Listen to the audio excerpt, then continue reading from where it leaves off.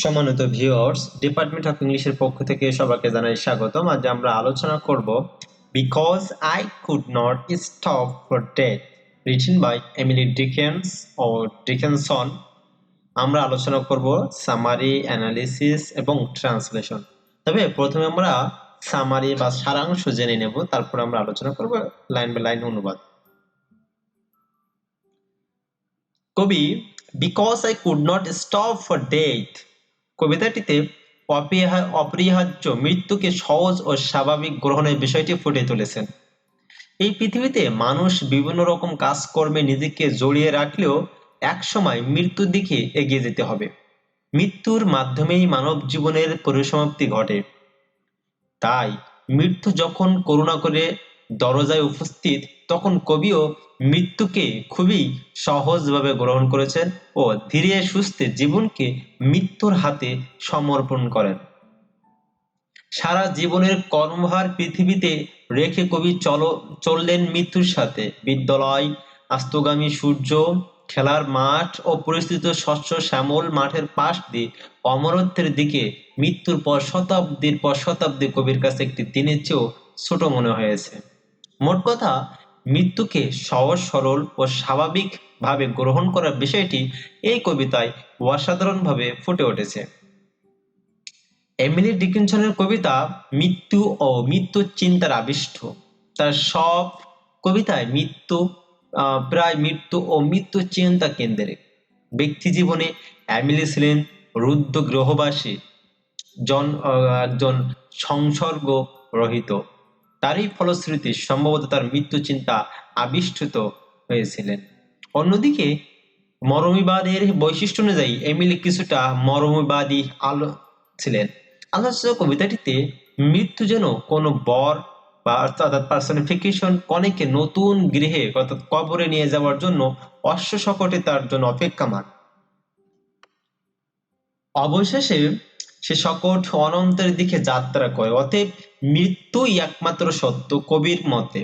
মৃত্যু মহাবিষ্ট কবি ভাবেন বর কনেকে নিয়ে সঠিক চলে যায় এমন জগতে যেখানে আর মরণ নেই,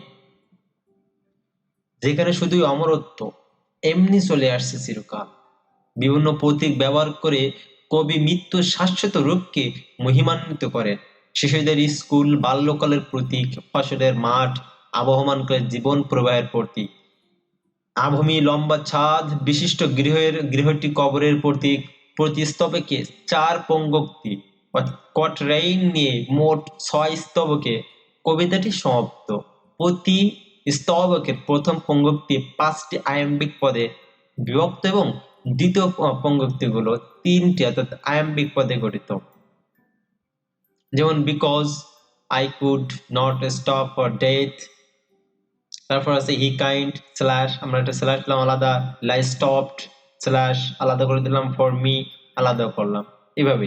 যেমন দ্বিতীয় পঙ্গক্তি মি চতুর্থ পঙ্গক্তির ইমর্টালিটি শব্দের সঙ্গে ছন্দবদ্ধ হয়। আমরা যখন আলোচনা করব তখন দেখব। কিছু পরবর্তী স্তবকগুলোতে ছন্দবিন্যাস রক্ষা করা হয়নি। কবি কখনো অর্ধছন্দ, হাফ রিম, কখনো তির্যক ছন্দ, স্ল্যান্ট রিম ব্যবহার করেন। তৃতীয় স্তবকে রিং শব্দটি সান শব্দের সাথে ছন্দবদ্ধ নয়। সর্বোপরি কবিতাটি তার আবহে অনেকটা হিম এর মতো বিষয়বস্তু গীতিময়। আমরা আলোচনা করলাম সামারি এবং অ্যানালিসিস। এখন আমরা দেখব লাইন বাই লাইন কবিতার অনুবাদ।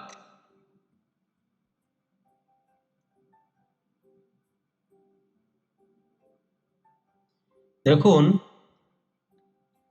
প্রথম লাইনেই আছে because I could not stop for death, কারণ আমি মৃত্যুর জন্য থামতে পারি না। হি কাইন্ডলি স্টপড ফর মি, মৃত্যুই দয়াবশত থামলো আমার জন্য। অর্থাৎ আমি মৃত্যুর জন্য কখনো থামতে পারি না। কারণ কি? He kindly stopped for me, মৃত্যুই দয়াবশত আমার কাছে চলে এসেছে। The carriage held but just ourselves, সব অর্থাৎ মৃতদেহটি যানটি বহন করলো শুধু আমাদেরকে, অ্যান্ড ইমর্টালিটি এবং অমরত্বকে। We slowly drove he no haste, আমরা চললাম ধীরে, তারাও ছিল না কোনো ব্যস্ততা। অর্থাৎ আমরা ধীরে চললাম, এবং তারাও ছিল না কোনো ব্যস্ততা তার মধ্যে ছিল না। And I had put away, আর আমি এলাম রেখে, my labor and my leisure too, আমার কর্ম এবং আমার আনন্দও বটে, for his civility, তারই সৌজন্যতার তরে। তো এইগুলো মনে হয় না যার এক্সপ্লেনেশন করা লাগবে, এগুলো খুবই ইজি, যে কোনো মানুষ একবার ট্রান্সলেশন পড়লে বুঝতে পারবে। We passed the school where children stop, আমরা অতিক্রম করলাম স্কুল যেখানে খেলছিল শিশুরা। At recess in the ring, অবসরে বৃত্তাকৃতি স্থানে। We passed the fields of gazing grain, ফসলের দিকে তাকিয়ে পেরিয়ে গেলাম মাঠ। We passed the setting sun, পার হয়ে গেলাম অস্তগামী সূর্যটাকে। অর্থাৎ কবি এখানে তার স্মৃতি বা জীবনে কি কি রেখে যাচ্ছেন, অর্থাৎ তিনি যে চলে যাচ্ছেন, মারা যাবেন, মারা যাবার পরে আসলে কি সবকিছুই থেকে যাচ্ছে, সেই স্কুল মাঠ থেকে যাচ্ছে, যেখানে খেলেছিল শিশুরা সেই মাঠ থেকে যাচ্ছে। তিনি বলছেন যে অবশ্যই যেখানে আমরা কথা বলতাম সেগুলো থেকে যাচ্ছে, ফসলের দিকে তাকিয়ে পেরিয়ে গেলাম মাঠগুলো থেকে যাচ্ছে, ফসলের মাঠগুলো সব থেকে যাচ্ছে পৃথিবীতে, আমাদেরকে যেতেই হবে, এটা হচ্ছে অতীত, এবং অতীত থেকে এটা শুরু, এটা চিরন্তন, এটা বাস্তব, মেনেই নিতে হবে। পার হয়ে গেলাম অস্তগামী সূর্যটাকেও।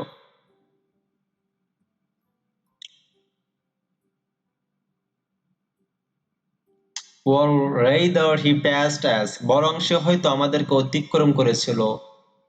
The dews draw quivering and seal, ঝরছে শিশির এবং ঠান্ডা শিহরণ। For only gossamer out my gown, শুধুমাত্র পাতলা কাপড় ছিল আমার পোশাক। My tippet only tulle, আমার কাঁধের চাদর আর নেকাব। অর্থাৎ বলছেন যে কবি যখন মারা গেলেন তখন বললেন যে দুনিয়ায় যা কিছু ছিল, মাঠ, শিশু, স্কুল, প্রতিষ্ঠান, অবসর সময় যে যা কিছু করতো সবকিছু, সূর্য, চন্দ্র, সবকিছুই থেকে গেল। যখন তিনি মারা গেলেন তার মাত্র কি হলো, শুধুমাত্র পাতলা কাপড় ছিল আমার পোশাক, আমার কাঁধের চাদর আর নেকাব। অর্থাৎ আমরা জানি যে এক এক ধর্মে এক এক ভাবে জেনারেলি হচ্ছে মৃত্যুর পর তাদেরকে দাফন করা হয়। আমরা জানি খ্রিস্টান এবং ইসলাম ধর্মে কিছুটা সাদৃশ্য আছে, এদেরকে কাপড়ে মুড়িয়ে তারপর হচ্ছে আপনার মৃতদেহ দাফন করা হয়। ঠিক অ্যাকর্ডিং টু খ্রিস্টান বিলিফস, আপনাদের খ্রিস্টান ধর্ম বিশ্বাস অনুযায়ী তিনি সেই কথা বলছেন। We paused before a house that seemed, আমরা থামলাম একটি গৃহের সামনে যা মনে হলো a swelling of the ground, মাটির একটি উঁচু স্তূপ। The roof was scarcely visible, ছাদখানা প্রায় দেখা যায় না।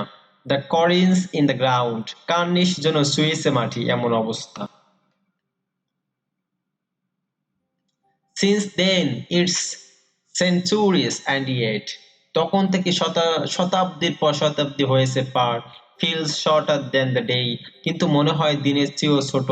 I first surmised the horses' heads, প্রথম আমি অনুমান করেছিলাম were toward eternity, ঘোড়াগুলো যাচ্ছে অনন্তকালের পানে।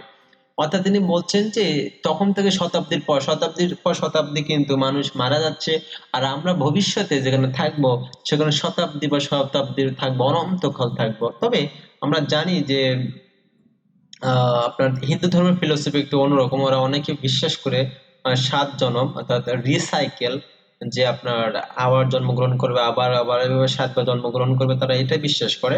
তো খ্রিস্টান, আপনার ইহুদি, মুসলিম সবাই বিশ্বাস করে যে পরবর্তীতে একটা জন্ম আছে। তো এখানে যেহেতু জন্মের ব্যবস্থা আছে, আর আমার অনেক ভিউয়ার্স আছে যারা হিন্দু এবং তারা কলকাতার, তো এই জন্য বিষয়টা ক্লিয়ার করার জন্য, অনেকে জানে এটা খুবই ইজি বিষয়, তবুও একটা জাস্ট আলোচনা করলাম। তো এই ছিল আজকে যে প্রত্যেকটা লাইন বাই লাইনের আপনার ট্রান্সলেশন। এখন যদি আমরা এই এমিলি ডিকিনসনের জীবন ও কর্ম নিয়ে আলোচনা করি, তাহলে এমন যে আমেরিকায় ম্যাসাচুসেটস অঙ্গরাজ্যে আমহার্স্ট নামক একটি ছোট শহরে 1830 সালে 10 ডিসেম্বর এমিলি ডিকিনসন জন্মগ্রহণ করেন। তার আইনজীবী পিতা এডওয়ার্ড ডিকিনসন ছিলেন একজন নামকরা কংগ্রেসের সদস্য এবং আমহার্স্ট কলেজের কোষাধ্যক্ষ ও ট্রাস্টি বোর্ডের অন্যতম সদস্য। তার পিতা কর্তব্যকর্মে ছিলেন খুবই সচেতন। আমহার্স্ট শহরে একজন প্রধান ব্যক্তি ছিলেন তিনি। তিনি তার কাজকর্মে কখনোই ভাবাবেগকে প্রশ্রয় দিতেন না। এমিলির প্রাথমিক শিক্ষা শুরু হয় নিজ গৃহে। প্রায় 1 বছর কাল তিনি নিজ গৃহে শিক্ষা গ্রহণ করেন। মাউন্ট হলিওক ফিমেল সেকেন্ডারি বিদ্যালয়টি তাদের বাড়ি থেকে ছিল প্রায় 10 মাইল দূরে। এমিলি মাউন্ট হলিওক ফিমেল সেকেন্ডারিতে ভর্তি হলেন, কিন্তু বিদ্যালয়ের কঠোর নিয়ম কানুন তার সহ্য হলো না। তিনি বাধ্য হয়ে বিদ্যালয় ত্যাগ করলেন। এমিলি ছিলেন খোলামেলা মনের মানুষ। বিদ্যালয়ের এত এত নিয়ম কানুনের সাথে তিনি নিজেকে মানাতে পারেননি। আমহার্স্টে ফিরে এলেন ডিকিনসন। জানা যায় যে তিনি তার পিতার শিক্ষানবিশে বেন নিউটন নামের এক যুবার প্রেমে পড়েন। সে যুবকটি এমিলিদের গৃহেই থাকতো। বেন নিউটনের প্রতি এমিলি আকৃষ্ট হন যে কারণ তা হলো যুবকটি শিল্প সাহিত্যের অনুরাগী ছিল। এমিলির বাবা যুবকটির বিয়ের প্রস্তাব মেনে নেননি, কারণ বেন নিউটন ছিলেন খুবই দরিদ্র। এর 5 বছর পরে বেন নিউটন ক্ষয়রোগে মারা যান। 1854 সালে এমিলি নিউ ইয়র্কে গেলেন তার পিতার সাথে সাক্ষাৎ করতে। ফিলাডেলফিয়াতে এমিলির সাথে চার্লস ওয়াটসওয়ার্থ নামক এক যুবকের সাথে সাক্ষাৎ হয়। জনশ্রুতি অনুযায়ী এমিলি তার প্রেমে পড়েন এবং বিয়েও করেন। এমিলির মাঝে শিল্প সাহিত্যের স্পৃহা জাগ্রত হয় ছোটবেলা থেকেই। তার পিতা ছাত্র বেন নিউটন এটিকে আরো অনেক দূর পর্যন্ত অগ্রসর করে দেয়। পরবর্তীতে চার্লস ওয়াটসওয়ার্থকে বিয়ে করলেও বোনের স্মৃতিকে মন থেকে মুছে ফেলতে পারেননি এমিলি। সর্বদা বেন, যে প্রথম যে বয়ফ্রেন্ড ছিল, সর্বদা একটা বেদনাবোধ ভিতরে ভিতরে কাজ করেছে তার মধ্যে। প্রচুর কবিতা লিখেছেন তিনি। প্রকৃতির ছোটখাটো বিষয় আর সাধারণ ঘটনাকে অবলম্বন করে তিনি লিখেছেন। তার কবিতাগুলোতে মধুর এক গীতিধর্মিতা সর্বদা খেলা করে। সাধারণ চোখে দেখা একটা বিষয়কে তিনি অসাধারণত্ব দান করেছেন। 1862 সালে এমিলি ডিকিনসনের জন্য একটি উল্লেখযোগ্য সময় ছিল। এই সময় কম করে হলেও তার 322টি কবিতা লেখা হয়। 1861 থেকে 1864 সালের মধ্যে এমিলি প্রায় 750টি কবিতা রচনা করেন। এমিলির কবিতাগুলিতে তার একান্ত ব্যক্তিগত চিন্তা চেতনা স্ফুরণ ঘটেছে। ছোট ছোট কবিতাগুলিতে তার নিজস্ব জগতে ছায়াপথ ঘটেছে। সাধারণ একটি বিষয়কে নিজস্ব দৃষ্টিভঙ্গিমার দ্বারা অসাধারণত্বের পর্যায়ে নিয়ে গেছেন। সবচেয়ে অবাক করার বিষয় হচ্ছে ব্যাপার এই যে এবং যেটি আজও আমাদের ভাবায় তা হলো এমিলি তার জীবনকাল তার কোনো কবিতা প্রকাশ করেননি। 1920 সালের পূর্বে তিনি অজ্ঞাত ছিলেন বলা যায়। 1924 সালে মার্থা বেয়ামসি এমিলির কবিতাগুলো থেকে বেশ কিছু কবিতা বাছাই করে একটি নির্বাচিত কবিতা সংকলন প্রকাশ করেন। 1945 সালে এমিলির প্রতিবেশী মিসেস মার্বেল টড ও তার কন্যা মিলিসেন্ট টেট বোল্ট অব মেলোডি নামে 668 কবিতা নিয়ে একটি সংকলন প্রকাশ করেন। জানা যায় এমিলির জীবিত অবস্থায় কি করে যেন হঠাৎ করে 7টি কবিতা প্রকাশিত হয়েছিল। তার ছোট ছোট গীতিধর্মী কবিতাগুলো 20 শতকের কবিতার প্রবাহমান ধারায় যেন হাজারো নক্ষত্রের মতোই দীপ্যমান। 1886 সালে তিনি আমহার্স্টেই মৃত্যুবরণ করেন। তো এই ছিল আজকের কবিতার অনুবাদ, সারাংশ এবং কবির জীবনী। তো অন্য একদিন অন্য কোনো বিষয় নিয়ে আবার আপনাদের সামনে হাজির হবো।